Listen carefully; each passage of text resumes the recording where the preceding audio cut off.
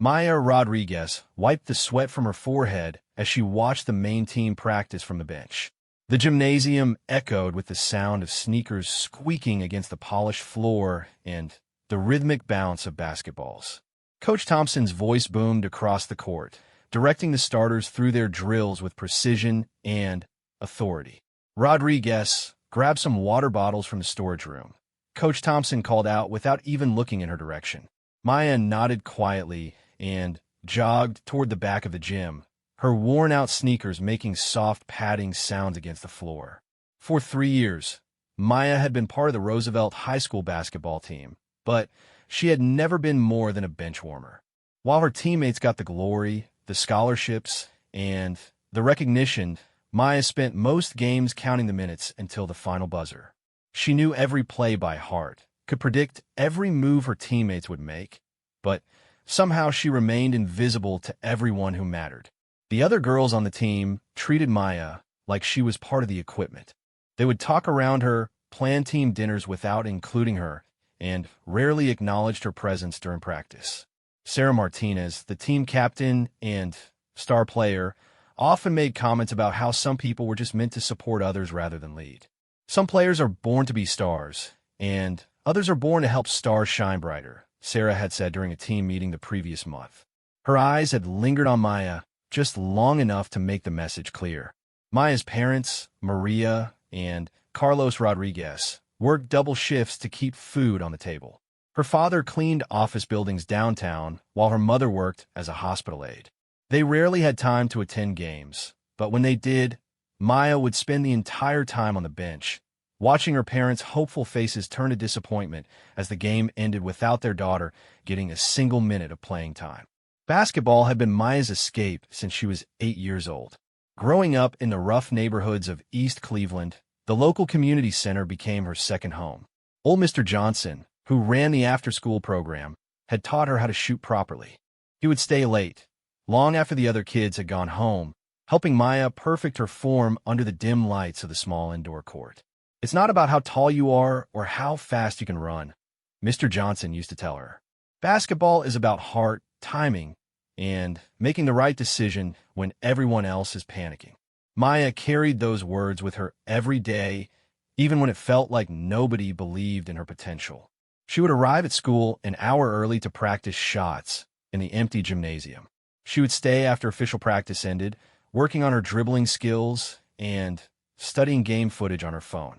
While her teammates went home to comfortable houses and supportive families, Maya would walk the 6 blocks to her apartment, dodging broken streetlights and hoping her younger brother had remembered to do his homework. The scholarship opportunities that her teammates talked about seemed like fairy tales to Maya. Girls like Sarah Martinez had college scouts calling their houses regularly. Their lockers were decorated with recruitment letters from prestigious universities. Maya had never received a single letter of interest, despite her perfect attendance record and her dedication to improving every single day. During lunch breaks, Maya would sit alone in the library, reading articles about successful female athletes who had overcome adversity. She learned about players who had been overlooked, underestimated, and written off, only to prove everyone wrong when given the opportunity. These stories gave her hope during the darkest moments when she questioned whether she should quit the team altogether. The team's success was built around 5-star players who had been playing together since middle school. They had chemistry that came from years of shared experiences, expensive summer camps, and private coaching sessions that Maya could never afford. Coach Thompson had recruited them specifically, building the entire team strategy around their strengths and abilities. Maya's role was clearly defined as a practice player. She would run drills against the starters, playing defense so they could work on their offensive moves. She would rebound missed shots during shooting practice. She would organize equipment and help younger players understand basic fundamentals. But when game time arrived, she might as well have been invisible. The community barely knew Maya existed.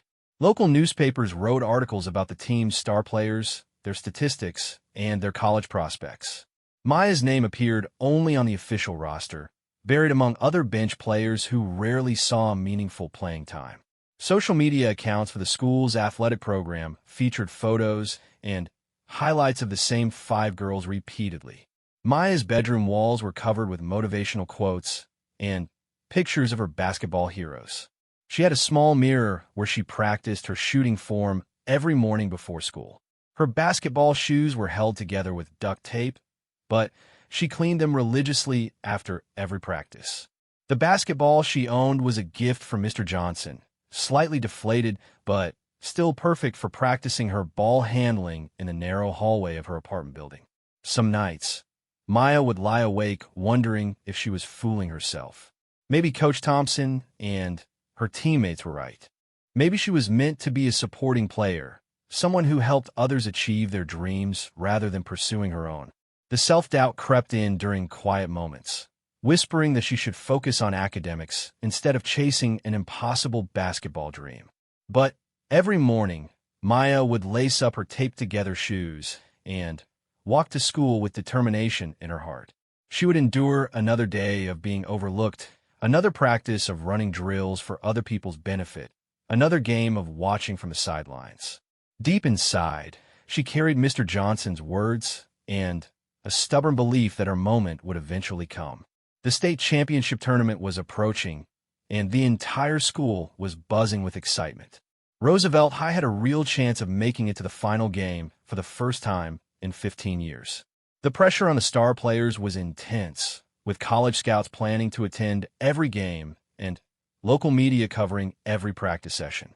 Maya continued her routine of arriving early and staying late, perfecting skills that nobody seemed to notice or care about. She studied game film more intensively than her teammates, memorizing opponent strategies and weaknesses. She worked on her physical conditioning, running extra laps, and doing additional strength training in the small weight room after official practice ended. Nobody knew that Maya's shooting percentage during solo practice sessions was actually higher than most of the starters. Nobody realized that she had memorized every play in the team's playbook and could execute them perfectly. Nobody understood that years of playing defense against the team's best players had made her incredibly skilled at reading offensive movements and anticipating plays before they developed.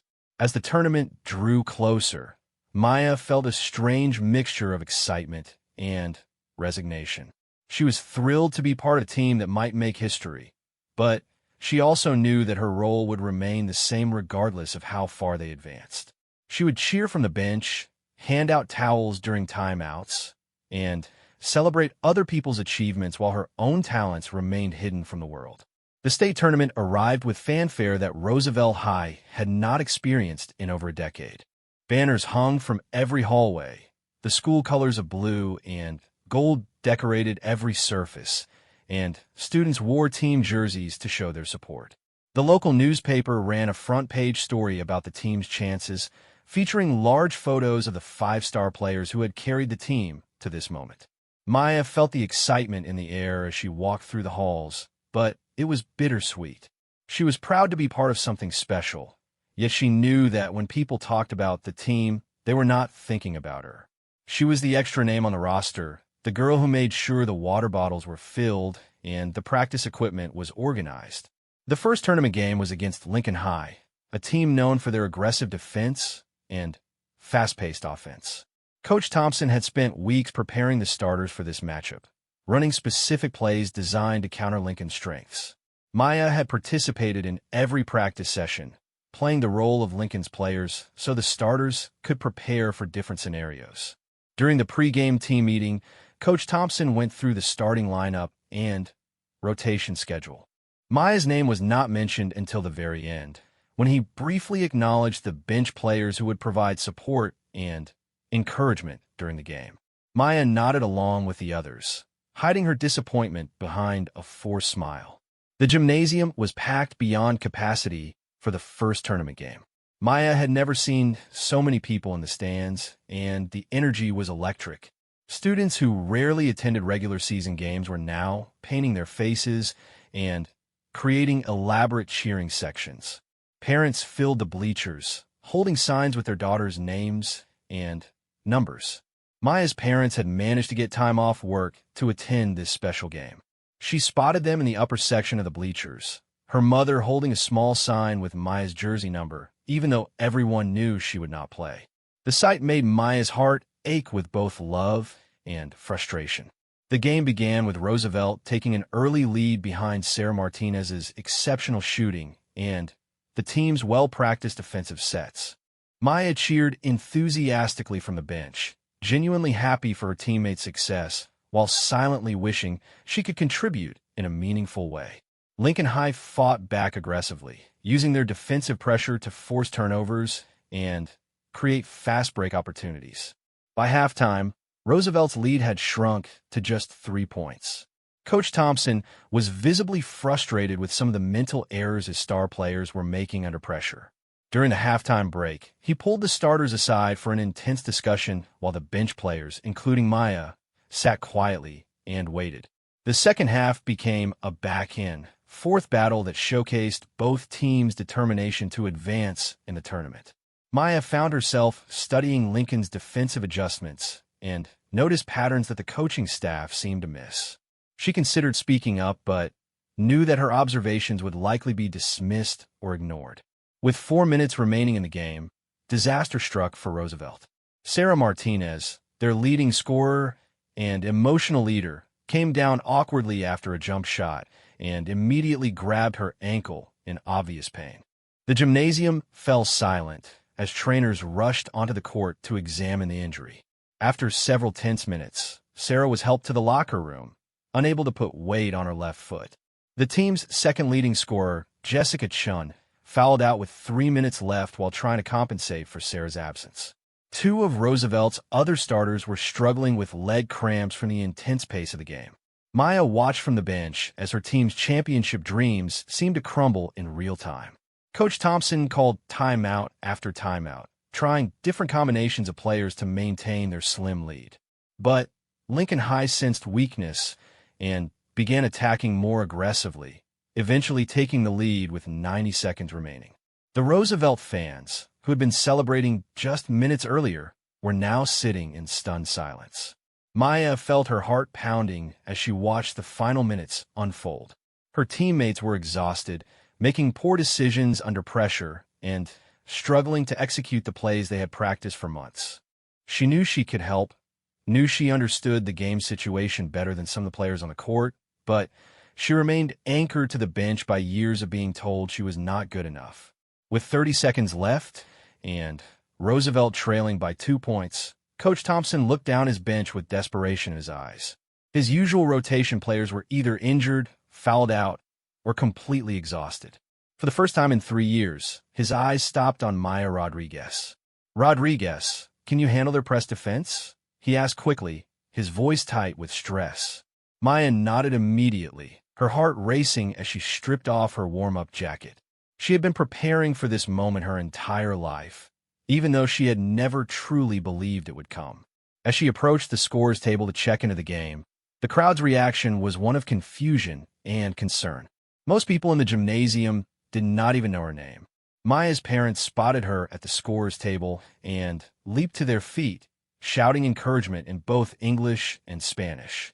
Their excitement was so genuine and pure that other parents around them began to smile despite the tense game situation. As Maya stepped onto the court for her first meaningful minutes of varsity basketball, Lincoln's players barely acknowledged her presence. They continued with their aggressive defensive strategy, assuming that Coach Thompson had put in a weak substitute out of desperation. Their underestimation would prove to be a critical mistake. Maya brought the ball up court against Lincoln's full-court press, her hands steady despite the enormous pressure of the moment. She had practiced against this exact defensive setup hundreds of times, playing the role of opposing point guards during practice sessions. Now, all those hours of preparation would finally matter.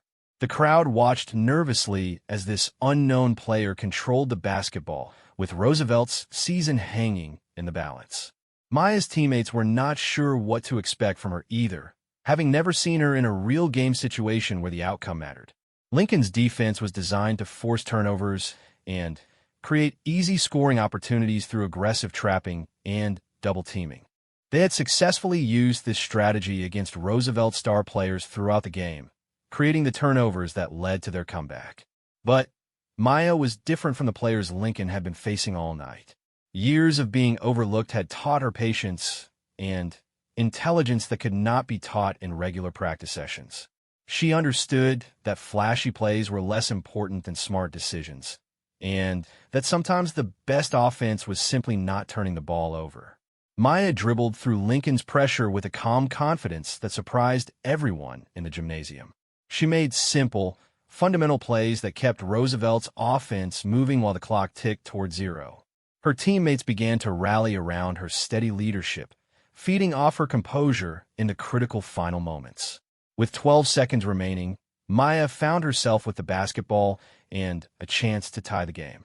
The crowd was on its feet, the noise was deafening, and every person in the building was focused on this unknown girl who had emerged from nowhere to carry her team's championship hopes. Maya felt time slow down as she dribbled the basketball with 12 seconds remaining on the clock. The roar of the crowd faded to a distant hum, and her vision narrowed to focus on the basket 22 feet away. Lincoln's defense was scrambling to adjust to her unexpected presence on the court, unsure how to guard someone they had never scouted or studied.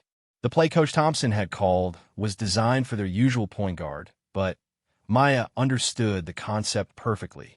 She had run it countless times in practice, always playing the role of the defender rather than the shooter. Now, with her team season on the line, she would execute it for real. Maya used a screen from her teammate to create separation from her defender. As the clock ticked down to 8 seconds, she found herself with a clear look at the basket from three-point range. The shot felt natural, the result of thousands of hours of practice in empty gymnasiums and community center courts. Her form was perfect, her follow-through smooth, and her confidence complete. The basketball arced through the air as the final seconds ticked away. Maya knew it was good the moment it left her fingers. The ball swished through the net with such precision that it barely moved the rim. Roosevelt had tied the game, forcing overtime, and Maya Rodriguez had made the biggest shot in school history.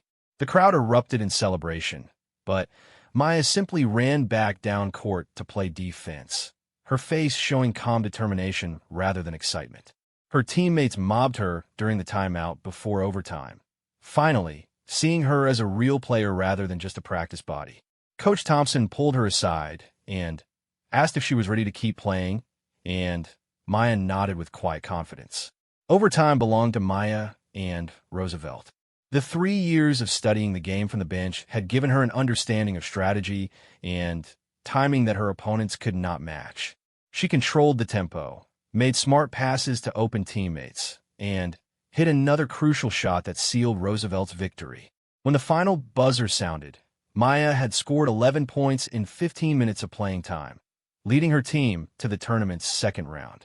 After the game, college scouts who had come to watch other players approached Coach Thompson asking about the girl who had come off the bench to save Roosevelt's season. Local reporters who had planned to write about the team's disappointing exit instead found themselves interviewing an unknown player who had emerged as an unlikely hero. Maya's parents made their way down from the stands with tears in their eyes, finally able to celebrate their daughter's basketball achievements. Maria Rodriguez hugged Maya tightly and whispered in Spanish that she had always known this day would come. Carlos Rodriguez, usually a man of few words, told his daughter that he had never been more proud of anything in his life.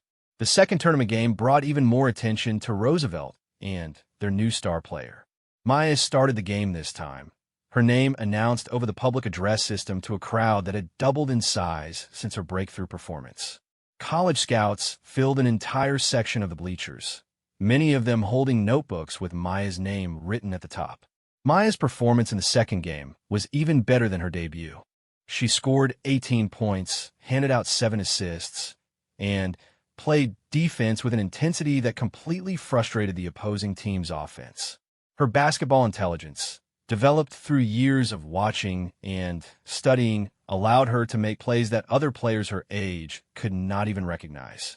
Roosevelt advanced to the state semifinals, further than the school had gone in 20 years. Maya's story began appearing in newspapers across the state, inspiring other overlooked athletes to believe in their own potential. Her jersey number, which had rarely been mentioned before the tournament, was now being worn by young girls throughout the community. The semifinal game was Maya's greatest challenge yet. Roosevelt faced a team that had specifically prepared to stop her, having studied video of her previous performances. They assigned their best defender to guard her, used double teams to limit her scoring opportunities, and tried to pressure her into mistakes. Maya responded by elevating her teammates' games instead of forcing her own shots. She found open players with passes that showcased court vision beyond her years. When the opposing team focused too much attention on stopping her, she created easy scoring opportunities for others. Roosevelt won the semifinal game by 15 points, with Maya recording 12 assists to go along with her 14 points. The state championship game was played in front of a sellout crowd that included college coaches from across the country. Maya had gone from complete unknown to the most talked-about player in the tournament in just 2 weeks. Scholarship offers were already arriving at Roosevelt High, with major universities expressing serious interest in a girl who had been riding the bench just days earlier. Maya played the championship game with the same calm intelligence that had defined her breakthrough tournament run. She made smart decisions, avoided turnovers under pressure, and hit crucial shots when her team needed them most. With 2 minutes remaining in the championship game, Roosevelt held a slim lead over their opponents. The opposing team made one final desperate push, cutting Roosevelt's lead to just 1 point with 30 seconds remaining. Maya found herself in the same situation that had started her incredible journey, holding the basketball with her team's fate in her hands. This time, however, she was no longer the unknown bench player hoping for a chance. She was the undisputed leader of her team, trusted by her coach and teammates to make the right decision. Maya drove to the basket against double coverage, drawing contact as she released a difficult layup. The shot went in, and the referee's whistle indicated a foul for a possible three-point play. As Maya stepped to the free throw line with 15 seconds remaining, the crowd was on its feet in appreciation of her incredible tournament performance. Maya made the free throw, giving Roosevelt a 4-point lead that secured their first state championship in school history. When the final buzzer sounded, she was lifted onto the shoulders of teammates who had barely acknowledged her existence just weeks earlier. The girl who had been considered only backup was now the tournament's most valuable player and the hero of her school's greatest athletic achievement. College scholarship offers poured in after the championship game. Maya eventually chose a prestigious university where she would have the opportunity to compete at the highest level while pursuing her academic goals. The girl who had once taped her shoes together would now receive a full scholarship that would change her family's financial situation forever. Years later, Maya would return to Roosevelt High as a successful college player to speak with the current team. She would tell them about the importance of preparation, patience, and believing in yourself even when others do not. She would emphasize that talent without dedication means nothing, and that sometimes the greatest opportunities come to those who are ready when no one expects them to be. Mr. Johnson from the community center attended Maya's college signing ceremony, proud that his investment in a young girl's basketball education had paid off in ways he had always hoped but never dared to expect. He had taught her that basketball was about heart, timing, and making the right decisions under pressure. Maya had proven that his lessons were correct. Maya's younger brother started playing basketball seriously after watching his sister's incredible tournament run. He would practice in the same community center where Maya had developed her skills, working with the same dedication that had carried his sister from the bench to stardom. The Rodriguez family's basketball legacy was just beginning. The shot that tied Maya's first tournament game became legendary at Roosevelt High. Future players would practice that same shot, hoping to recreate the magic that had launched an unknown player to statewide fame. Maya's jersey was retired and hung in the gymnasium rafters, inspiring generations of young athletes to never give up on their dreams. Maya's story proved that talent, determination, and preparation can overcome any obstacle when the right opportunity finally arrives. She had spent 3 years preparing for 15 minutes of playing time, and those 15 minutes had changed everything. Her journey from backup player to state champion became a source of inspiration for anyone who had ever been told they were not good enough to achieve their dreams.